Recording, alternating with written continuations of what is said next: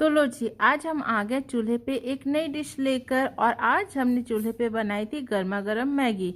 तो हुआ कुछ यूँ कि मेरी तबीयत नहीं सही थी, इसलिए मैं काफ़ी उदास उदास बैठी थी। एक होता है ना कि एक औरत जब माँ बन जाती है तो उसकी आत्मा चाहे कितनी भी दुखी हो, चाहे कितना भी परेशान हो, बट उसका चेहरा और शरीर हमेशा अपने बच्चे के सामने मुस्कुराता ही रहता है।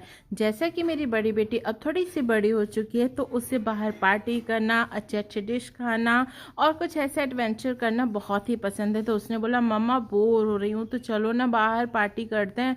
तो हम बैठे बैठे मैगी बनाने की प्लानिंग कर लिए। तो सारी चॉपिंग हो गई, जतिन को हमने भेज दिया था मैगी लाने के लिए और चूल्हा जला रहे थे मैं और महक मिलकर। काफ़ी मशक्क़त के बाद चूल्हा जला, क्योंकि हवा बहुत तेज़ थी। तो हमने कढ़ाई रखी और फिर उसके बाद हमने इसमें ऑयल ऐड किया। अब मैं बताऊं, ये चीज़ें बहुत बड़ी नहीं होती हैं, बट इसके कुकिंग प्रिपरेशन और हमने जब इसे खाया ना, उस पूरे टाइम के बीच में जो मौज मस्ती होती है ना, जो यादें बनती है, वो लाइफ टाइम के लिए होती है। तो देखो, तेल गरम हो चुका था, उसमें मैंने जीरा डाला और मिर्ची और प्याज अच्छे से चॉप मैंने कर लिया था, उसे रेड होने तक भुना। और एक तरफ मैं ये मैगी बना रही थी और दूसरी तरफ देखो पूरा माहौल ही जमा पड़ा था। आधे लोग बैठ के लूडो खेल रहे थे और यहाँ बच्चे फ़ोन में बिजी थे।